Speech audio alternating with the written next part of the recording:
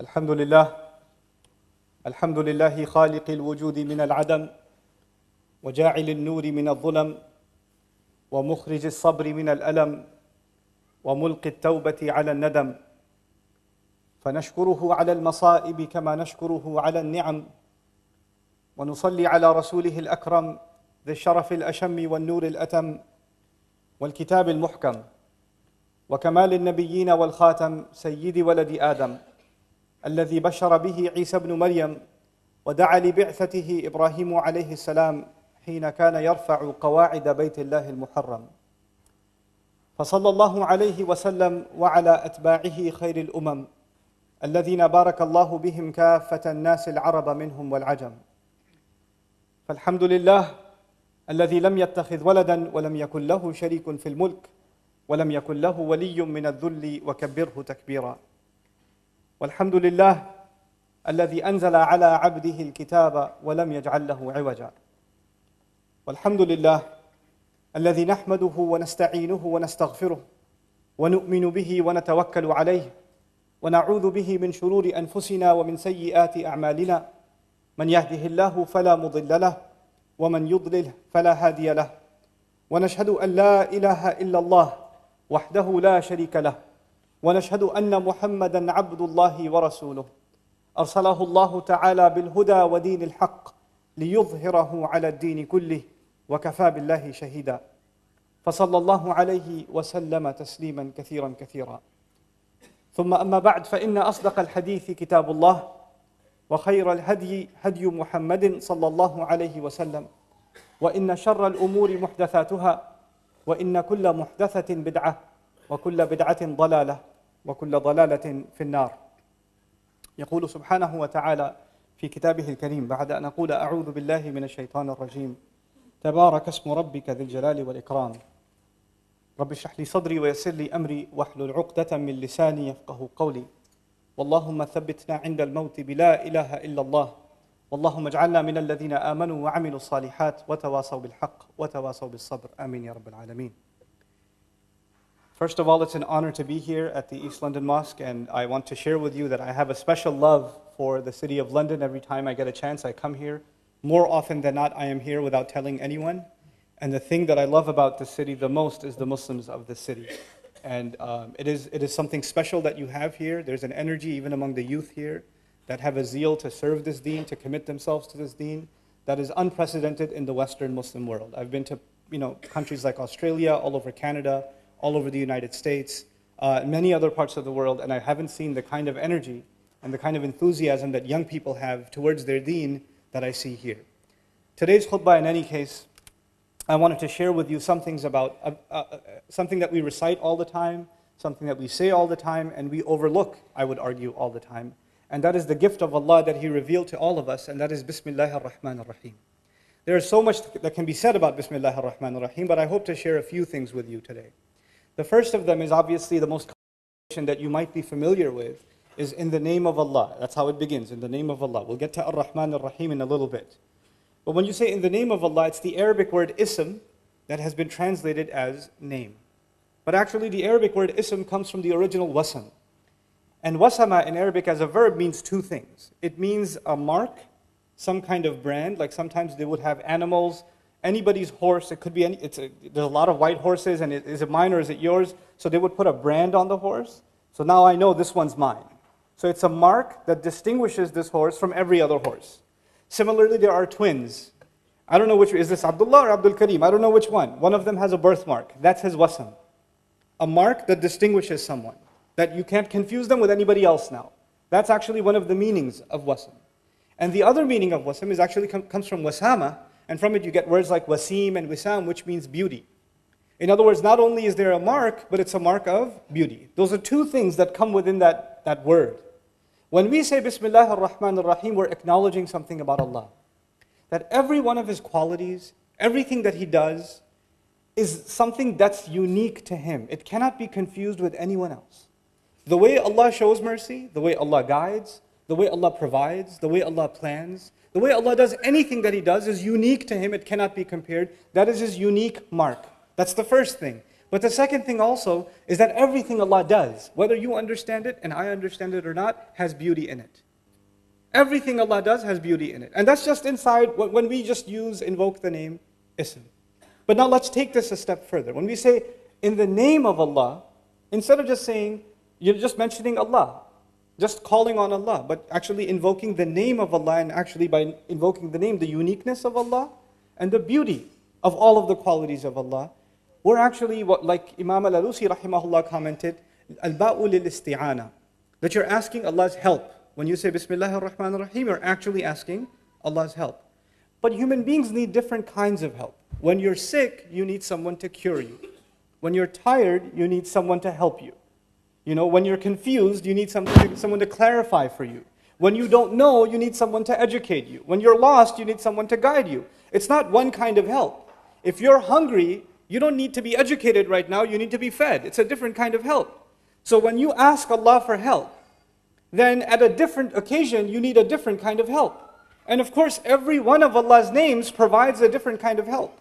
When Allah calls Himself Al-Hadi, the one who guides, then of course the help He will give us, that He'll guide us. When He calls Himself the provider, Ar-Razaq, Ar-Raziq and Ar-Razaq, the one who provides over and over again, then obviously He's in that name, He's going to be giving me provision. When He calls Himself Dhul Quwwatil Mateen, the one who has extended might, extended power, then I need strength, I'm weak. And I'm going to call on Allah's power to grant me some of that power myself, so I can accomplish what I need to do. So every one of Allah's names gives us a different kind of help. But when I wake up in the morning, and I'm just getting out of bed, and out of my mouth comes Bismillah Ar-Rahman Ar-Rahim, just like that, I just say, I don't think about which name do I need right now. Do I need Allah to give me the strength to get up? Do I need Allah to guide me this morning? Do I need Allah to help me plan my day? Do I need Allah to provide me halal rizq? Do I need Allah to provide me peace in my family and security? Which name of Allah should I call on? And it is the gift of Allah that by using just the word ism, it is all of the names of Allah, all of the unique qualities of Allah, all of the beautiful things about Allah that you included just inside the word ism, whether you thought of all of those names or not. This is the mercy of Allah. I could not have thought of all of the things that I need from Him, because I don't need one thing, I need too many things. I'm in too much need. And so I can't even think of all of those names. وَلِلَّهِ أَسْمَاءُ الْحُسْنَى فَادْعُوهُ بِهَا, He says. For Allah, they're the most beautiful names. Call Him by all of those beautiful names. But how many people are going to learn all the names of Allah? Not everybody will know all the names of Allah, but we need all of them. So Allah gave us a gift. When we say Bismillah, just Bismillah, we've already called upon all of Allah's names. The one you will ever learn and the one you will never learn, all of them been included. Subhanallah. And that's a gift of Allah Azza wa Jal when we say Bismillah Ar-Rahman Ar-Rahim. Now, the second thing on this point, وَلِلَّهِ الْمَثَلُ الْأَعْلَى, sometimes to appreciate what Allah does for you and me, because what He does is unique. Sometimes it's healthy to make a comparison how we deal with each other. There's a father, or a mother even, and she pours her love out on her child. She takes care of this child even before the child is born. This kid is inside her stomach, causing her pain, destroying her body from within, and all she does is make dua for him. When will you ever find another human being, all you do is cause them pain? Every day goes by, the womb gets heavier and heavier. Now she's throwing up even more and more and more. Food starts tasting like paper. She can't even sit down straight. Her back hurts all the time. She's even hurting when she's sleeping. She has to and she's worried about her, and she's hungry all the time because the baby takes all the food. And it doesn't even taste good for her to eat. This creature causes her pain upon pain upon pain. وَهْنًا عَلَى وَهْن كَمَا يَقُولُ الْقُرْآنِ. Subhanallah. Weakness on top of weakness. Burden on top of burden. And yet all she does is her love keeps increasing. Her love doesn't go down, it keeps increasing. It doesn't say, enough already, child. I had enough. I've been dealing with you for 6 months. There's 3 more months to go. She doesn't do that. Her du'as start increasing. She comes to the imam and says, which surah can I recite so my baby can hear it? And then the baby comes out and almost kills her. Almost kills her. She bleeds almost to death. And when will you ever have someone that bleeds you? That almost kills you? And the first thing you want to do is take care of them and hug them and feed them. That's your mother. That's what she does. And that's just what she did at birth. What the love that she's given you, the support that she's given you, even when you're an adult, so many of you, there's no one you can talk to and you'll talk to your mother. There's no one who will understand you, your mother will understand you. There's no one who will feel your pain, your mother will feel your pain. That's not just when we were babies, even when you're 50 years old, it doesn't matter. And that mother, somebody goes to her, the son goes to her and says, Mom, you're so great. You make such good roti. Please help me. And the mother's thinking, that's all I'm good for? I've done nothing else for you but make roti? That's the one thing that came in your mind? All the other sacrifices I made? I took, 5 different trains and 3 different buses to get a job so you can go to college and all you can thank me is you made roti the other day? That's all that came in your mind? How ungrateful are you? She doesn't say it, but she feels it. She doesn't say it. She still loves you. But you and I, no matter how hard we try, we can never acknowledge the goodness of our mother. We can't do it.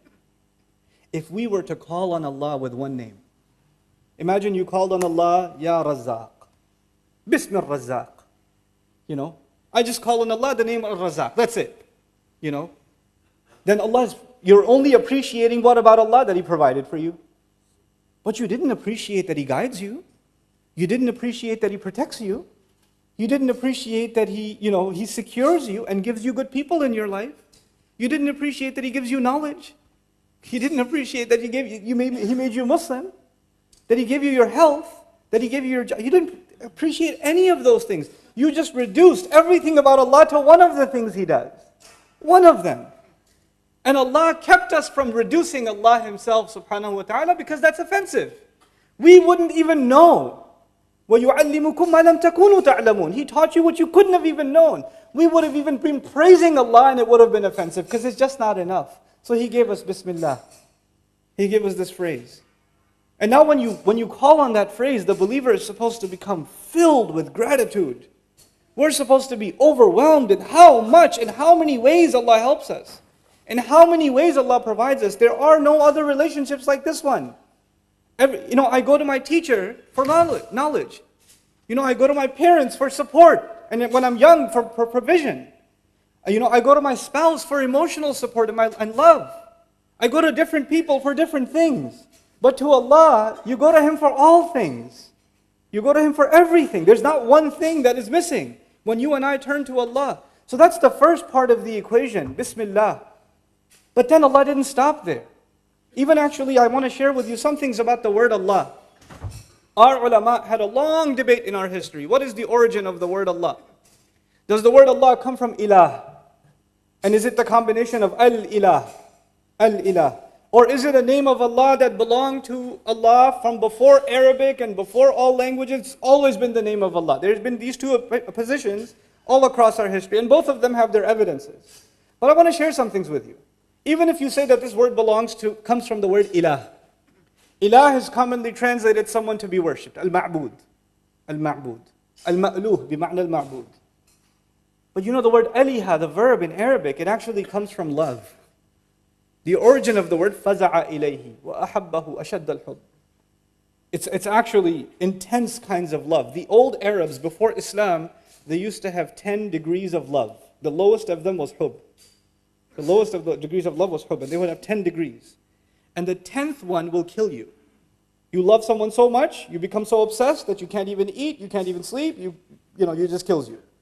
It's unhealthy. The ninth one actually is called wala or Allah, from which the word ilah comes. And the word wala means a kind of love that when you have it, you don't feel pain. When you have it, you don't feel hunger. You don't feel sadness. This love fills your appetite so much, there's no room left for anything else. There's no negative emotion left in your life because this ilah has filled it for you. When we call upon Allah by saying Bismillah, we are expressing our love for Allah and acknowledging that if we truly have love for Allah, all of our problems are going to feel like nothing. We all have problems. Some of us have marriage problems. Some of us have problems with our children. Some of us have problems with money. Some of us have problems with health. Some of us have problems with extended family, friends. We have all kinds of problems. Some of you have legal problems. Some of you have business problems, immigration problems. There are so many problems in life. All you're doing all day, there are taxi drivers here that are driving around all day thinking about their problems. How much money do I have left? How am I going to pay for the next tuition fees for the child? Which uni are they going to go to? And all of it. That's all they're thinking about all day. When you call on Allah with Bismillah Ar-Rahman Ar-Rahim, know that Allah will remove the tension from your head. He'll get rid of it, and He will replace it with a reliance on Allah, and everything will get sorted out. Everything will work out. Because you have this gift that came from the heavens. This thing you recite and I recite, Bismillah Ar-Rahman Ar-Rahim, is not cheap. It's amazing. You know when it's used in a context? All of you know it's used in the beginnings of surahs every time. But the one time it's used in the middle is in the story of Sulaiman. Innahu min Sulaiman wa innahu Bismillah Ar-Rahman Ar-Rahim. Ever think about that? Sulaiman alayhi salam is going to transfer the throne of another queen thousands of miles in the blink of an eye. And he says, this is because of Bismillah Ar-Rahman Ar-Rahim. This is what Bismillah Ar-Rahman Ar-Rahim can do. What is Allah teaching you and me? If Allah can do that when someone truly believes in Bismillah Ar-Rahman Ar-Rahim, then you and I have no reason to be pessimists left. A Muslim is not supposed to be depressed because he has this gift. You know, if you had, I'll tell you a secret. Think about this as an analogy. It'll help you, inshallah ta'ala. It helped me a lot. You have all these problems, money, health, family, you know, all these issues in your life. And they only seem to be getting worse. They don't seem to be getting better. The arguments are getting more and more nasty. And, you know, you're just buried and buried and buried. You know, there are young men here, young women here that can't get married. You know, and either the family doesn't agree, or the guy is not right, or the girl is not right, or nothing is right, or, you know. And is it even going to happen? She's getting older and older. The father's getting worried. How am I going to get my daughter married? All of these problems are happening. And imagine one day that somebody comes to you and says, here's an envelope. You can open it in 30 days, but I'll tell you there's 2 million pounds in here for you. But you can only open it in 30 days. Okay? But it's in your hand already. You have it. Even if you don't have enough food for lunch, even if you don't have enough money to pay the electricity bill, you have nothing in your hand for 30 days, you're still poor. But you're the happiest man I've ever met. You're still walking around without shoes on the street. And I'm like, hey man, why are you so happy? If you don't know. 27 days. I'll let you know. Because you have a guarantee in your hand. You have a guarantee. And whenever you get depressed, whenever you feel really hungry, you just look at the envelope. 24 more days. This thing has given you a guarantee that a better life is coming, isn't it? All of your problems became small. No big deal. Because you have a guarantee. That is when you call on the name of Allah. That's a guarantee in your hand. It's worth more than a few million pounds, let me tell you. It's worth a lot more than that. And it's in your hand. It's just in your hand. You just got to believe in it, that's all. You know, somebody else could have the same paper and say, I don't believe it, and rip it up. Never even open it. Be skeptical about it. You and I are believers. We believe in the power of Allah's names. And so I take you quickly to the next name. Of all of Allah's names, first of all, He invoked the one that makes us worship Him out of love. The word that comes from ilah. And even that name is so unique. Because the Wassam already told you that there's a uniqueness to Allah, right? You know, in Arabic, this is a little bit of an Arabic thing, but I'll try to make it easy for you. You must have heard, if you have Arab friends or somebody speaking Arabic, when they call on someone, حرف النداء هي الياء. You say, Ya walad, Ya rajul, Ya kareem, Ya Abdullah. They say Ya all the time when they call someone. When you say Ya, you don't use Al. You don't say Ya al-walad. If you want to use Al, you say Ya ayyuhal walad. You don't just say Ya al-walad, you say Ya ayyuhal walad. Like Allah says, Ya ayyuhal muddathir, for example. Ya ayyuhal nabi. If you want to put alif lam there, Al there, you have to say ayyuha, you can't just say Ya. But if you don't say Ya, you can say Ya Musa, Ya Isa, Ya Zakaria, Ya Yahya. You know, some argue the word Allah has Al in it. But we say Ya Allah or no? We say it all the time. The name of Allah is so unique. You don't even do in Arabic what you do with the name of Allah anywhere else. Even the name of Allah is unprecedented. Even the way it's pronounced, Allah, when you say Allah, you don't say Allah anywhere else in Arabic. Even the way it's pronounced is unique. Even the way Allah gave us the gift of His name is to tell us you are dealing with someone like as no one else. He's like nobody else. He will help you like nobody else. He loves you like nobody else. He cares for you like nobody else. He remembers you like nobody else. He's always with you like nobody else. Everyone else will leave you. Everything else will leave you. Allah will never leave you. That's what He reminds you and me of. That's what He reminds you and me of. Now, there's a lot to talk about, like I said, but I will finish on time. I respect the fact that a lot of you have to get back to work and have other responsibilities. I have about 5 minutes left, so a few things I'll try and squeeze in about this beautiful phrase. The two names of Allah, of all of His names, that He could have included. Because He has the best of all names. But the two descriptions that He wanted us to know every time we do something, every time we call on all of His qualities, of them, two of them should come to the front of our mind. Meaning two of His qualities overshadow everything else. When you think of everything else about Allah, it is under these two. And those are Ar-Rahman Ar-Rahim. Ar-Rahman Ar-Rahim. What incredible two names.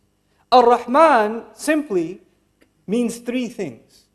It means that Allah's love and mercy and care is extreme. Mubalagha means it's beyond what you can imagine. It also means, so it's extreme, that's the first thing. The second thing is that it's immediate. The second thing is that it's immediate, which means you don't have to wait for it. It's happening right now. And the third of the meanings of when you use fa'lan, that's the scary one, it's actually not permanent. It's extreme, it's immediate, but it's not necessarily permanent. When you say, for example, in Arabic, atshan means thirsty. Thirst is not permanent. When you say jaw'an is extremely hungry. It's extreme, it's immediate, but it's not permanent. When you say ghadban, extremely angry, it's not permanent. Well, for some people it is, but yeah, for most people it's not permanent. But the beauty of the Arabic language and the beauty of how Allah chose to describe Himself, this is a kind of mubalagha. Even if it's temporary, it doesn't go away on its own. If you're thirsty, the thirst will not go away on its own until you use water. If you're hungry, hunger will not go away on its own until you eat food. If Allah is Ar-Rahman, if Allah is excessively loving, excessively caring, excessively merciful, that extreme love, mercy, and care will not go away ever until you remove it. Until you don't want it. Allah will never take it away. People don't want it sometimes. Rasulullah ﷺ one time told the Sahaba, strangest thing, the Sahaba are sitting there, and He looks at them and He says, كُلُّكُمْ يَدْخُلُ الْجَنَّةِ إِلَّا مَنْ أَبَى. So all of you are going to Jannah, except the one who refused. This why would? And even the Sahaba asked the same question that came in my head. وَمَنْ يَأْبَى مِنَّا يَا رَسُولَ اللَّهِ. Who's gonna refuse? Why would we refuse to go to Jannah? He says, مَنْ أَطَاعَنِي دَخَلَ الْجَنَّةِ وَمَنْ أَبَانِي فَقَدْ أَبَى مَنْ عَصَانِي فَقَدْ أَبَى.